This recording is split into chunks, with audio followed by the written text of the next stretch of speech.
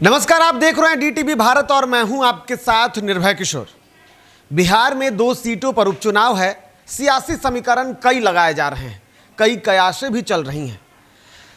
इस 2 सीटों पर होने वाले उपचुनाव के बाद अगर जब तक ये वीडियो आप देखेंगे तब तक शायद चुनाव प्रचार की प्रक्रिया पूरी तरीके से खत्म हो जाएंगी, लेकिन कयासों का दौर खत्म नहीं होने वाला है।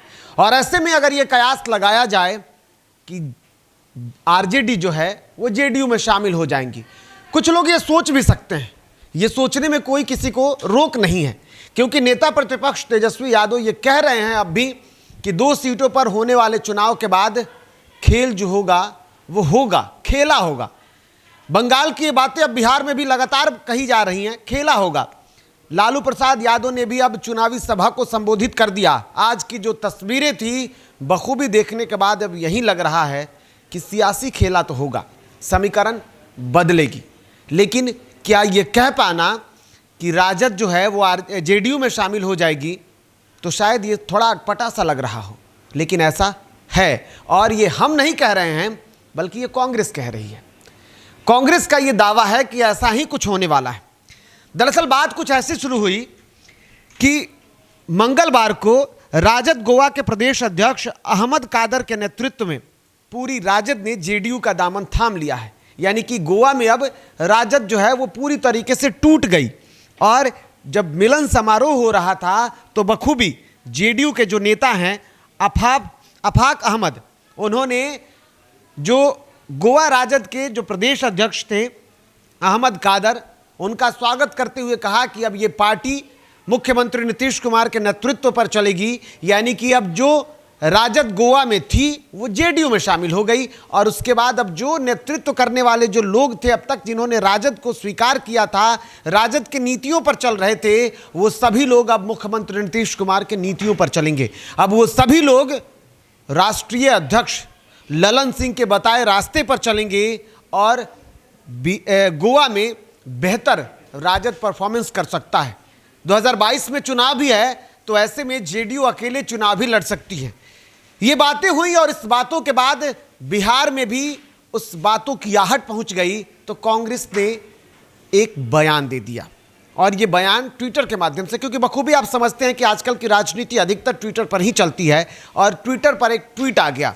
वो ट्वीट थोड़ा पुराना आपको जरूर दिखेगा, लेकिन उस ट्वीट पर भी कई बातें चल रही हैं। हालांकि ये तय है कि कांग्रेस कंफ्यूज है कि वो करे तो क्या करे। एक तरफ तारापुर और कुशेश्वर स्थान की सीटों पर लड़ाई, कांग्रेस ने अपनी पूरी ताकत लगाई, लेकिन उसके बावजूद भी समीकरण बदलता हुआ दिख रहा है। अब ऐसे में कांग्रेस को समझ नहीं आ रहा है कि वो करे तो क्या करे।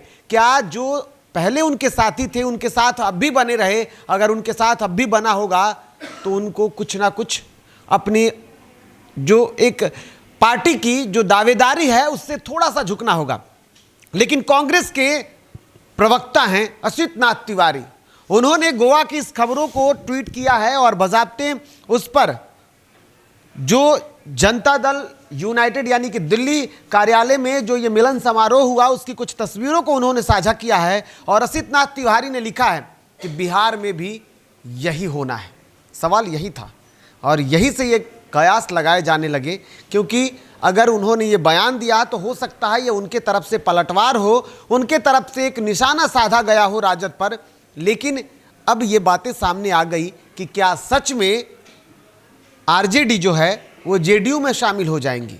ये बिहार की स्थितियों पर अगर देखा जाए तो तनिक भी सच नहीं लगता है, और तनिक भी इस पर कयास भी नहीं लगनी चाहिए, क्योंकि जिस तरीके के हालात हैं। लेकिन राजनीति में कुछ भी हो सकता है, कभी भी करवट बदल सकती है, और कभी भी नेता कहाँ रहेंगे, कब किस पार्टी में होंगे, ये भी कह पाना मुश्किल है।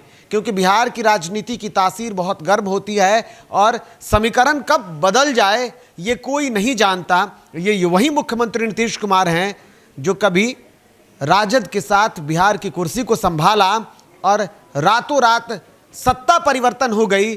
सत्ता तो उनकी रही, कुर्सी भी उनकी रही, लेकिन इस बार उनके साथी कोई और थे। इस बार उनके साथी उनके विरोध में बोलने वाले लोग थे। और ये कभी भी कुछ भी हो सकता है, लेकिन ये कयासें जो लगाई जा रही है, ये कयास कितना सच है और कितना निशाना, ये तो वक्त बताएगा। लेकिन कांग्रेस ने ये अब कहना शुरू कर दिया है। पहले तो ये बातें कही जा रही थी कि जो राजद है उसने बीजेपी के साथ अंदर खाने से साठगांठ कर लिया है, और अब वही कांग्रेस ये कह रही है कि वो नीतीश कुमार के साथ साठगांठ हो सकता है, नीतीश कुमार के साथ ये मिल सकते हैं। ये सियासी समीकरण है। ये समीकरण कितना बन पाता है इस पर हम कुछ नहीं बोलेंगे, लेकिन ये तय है कि अब ये सिर्फ और सिर्फ बिहार में शायद निशाना बन करके रह सकता है, लेकिन अगर समीकरण बदल जाए तो इसे चौंकने वाली बात नहीं है। फिलहाल इतना ही। नमस्कार।